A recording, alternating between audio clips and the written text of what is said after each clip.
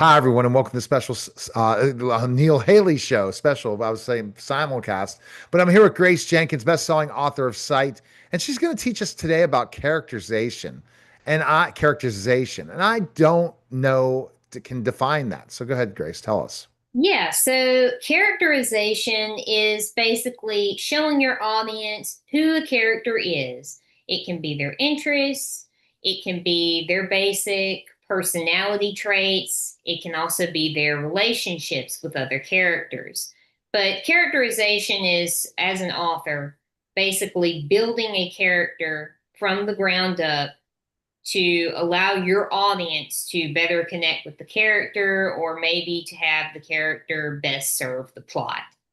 So technically, I'm probably going to lean more toward the former than the latter. Okay. All right. So let's talk about how you utilize it. So why former then latter? Why? Well, see, in my mind, stories, they really can't be fully told without your characters. For Mhm. me, characters are the most important part of any particular story. All of my stories are probably character driven. They are, again, because I'm a psychology major, they are very psychologically driven. You get to look at internal motivations versus external motivations. For your plot to make sense, your characters have to make sense. The best plots, for me at least, tend to show up whenever I take characters and I just let them be themselves. I'm like, okay, logically, what would this character do in this particular situation based off of the things that I already know about this character? And there are some smaller things that you kind of figure out about your character as you're going through the book, but typically you already have your main aspects of your character there. So you might have a character that's smart, you might have one that's loud, one that's easygoing. You might already have their flaws. This one's a perfectionist, this one has a problem with vindictiveness, and so on. There are a bunch of different things that you can do to create authentic characters. The question I ask is it like a bio when you create a character, or is it way more than that?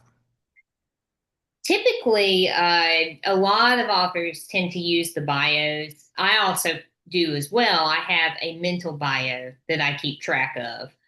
Now, for me, I'm a very visual leaning author, so I'll basically see the character in my mind and then I'll figure out their main traits and then their smaller traits or smaller details about them. I'll branch off from there and I can build on the character using that fundamental skeleton that is the core of who this character is as a person. So, Yeah. So the who is the character is a person. So you're wanting really the visual side of it. Colors, color eyes, hair, physical features. I think it's a mistake when you can't. When you see a character come to life via AI, if you put the description in and it does not look like the character that you thought, you know you're not very great at creating your character. I wouldn't necessarily say that particularly. And here's why.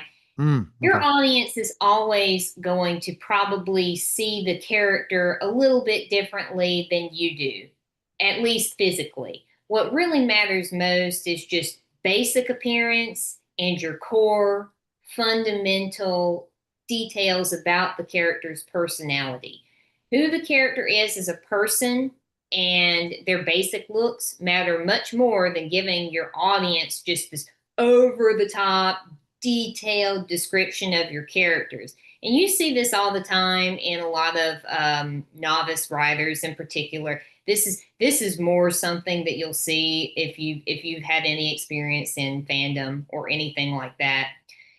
But you can always tell that this is just a basic newer mistake that authors tend to make where they will over describe certain characters because they really really really want their audience to see the character exactly the way that they see them, and it's just never going to work that way. You're basically trying to take the general feel of the character and put that into the audience's mind. It's more of having the audience get a general read off of your character and then introducing some smaller details over time so that your character feels well rounded.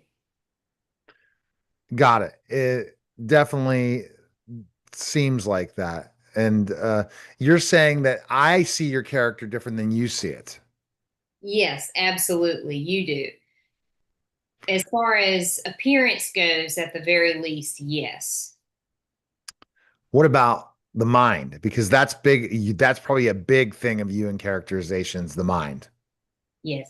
Now, with the mind, typically your audience is going to have a general understanding across the board when it comes to your character's personality if you do it correctly.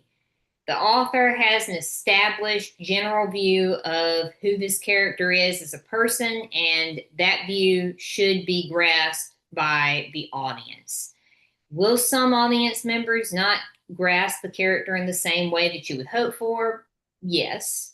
But at the same time, in general, whenever you're looking at these characters in terms of personality or in terms of their relationships with other characters, your goal as an author is to give them at least the same general feeling that you have toward this character's personality and toward their relationships with others, because that's really where the core of characterization is. It's more about who this person is than what they look like. What they look like is a part of it, and it's an important part, don't get me wrong. But the main idea is that you want your audience to be able to look at this character's personality traits and genuinely be able to suspend their disbelief for a little bit and think, yeah, that could be an actual person. That could be someone that I could see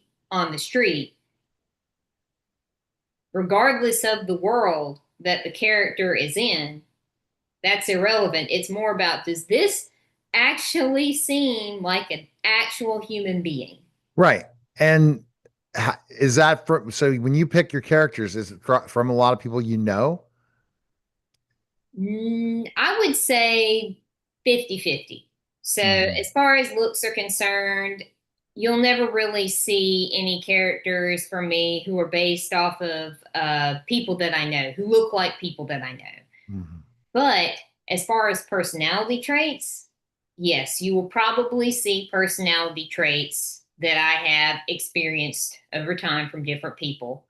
And I will take those personality traits that I see and I will combine them in different ways to create more dynamic characters over time.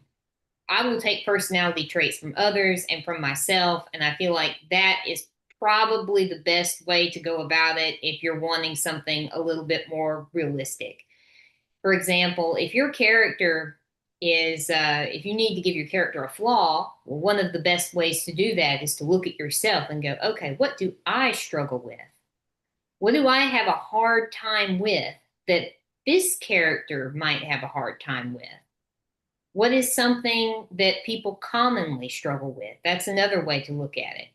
Though personally, I like to write from experience. I'm very much a write what you know type author. Yeah. So a lot of the flaws that I see are going to be probably mainly from things that I've dealt with or from things that I've seen other people dealt with. There's also the aspect of having a psychological background. So you do have a little bit of freedom to go in and research different mental disorders, different drivers for different people. And you can pull from those as well to create your characters. And see, that's interesting. And some of it is you. A part of you is in some characters, isn't it? Yes. I'm going to say this for every single work, every work is an extension of the author. It does not matter necessarily what it is, but you can tell a lot about somebody based off of what they write. Generally, a book is going to be a product of the author and a product of its times. And you see this all the time. When I was getting my bachelor's in English in college, you would sit down And at first, you'll get a book. And if you didn't know the author, then it was like you didn't have any sort of helping hand to guide you through the literary analysis process. You have to put the book back into context. You have to look at, okay, what was going on in this historical period? And who was this author genuinely as a person? Hmm. So you should at least have a short biography and read a little bit about the author if you're going to analyze an author's work. Because again, at the end of the day, that book is a product of who wrote it and Right. when it was written. The product of who wrote it and when it was written. Yes, and it is a little piece of you. That's the thing about authors. Books, at least for me, and probably for a lot of other authors as well. When you send a book out, it's almost like it's a little piece of you, a little extension of you. It just winds up being that way. It's not necessarily something you can help. That's just how it is. It's something it has to. So you think that from read because you do a lot of reading, you really think it's an extension of the people.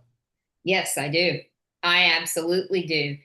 Even the most basic kinds of stories that you can think of, it'll tell you something about the author. Now, what it is that it'll tell you may vary in degrees, and you may not always like what you find out, but Right. typically it is a product of the author in some way, whether it's some kind of even the most basic wish fulfillment, or whether it's something that the author has dealt with, or whether it's something the author has seen within the time period that they lived. All of that will tie back into your author. A lot I've learned about characterization. I hope you have as well. But you got to pick up Grace's book, Sight, at gracelynxjenkins.com. Find out more information on her. You can get an autographed signed copy there and really appreciate it, Grace. Thanks again. Thank you. That was the Neil Haley Show, guys. Take care.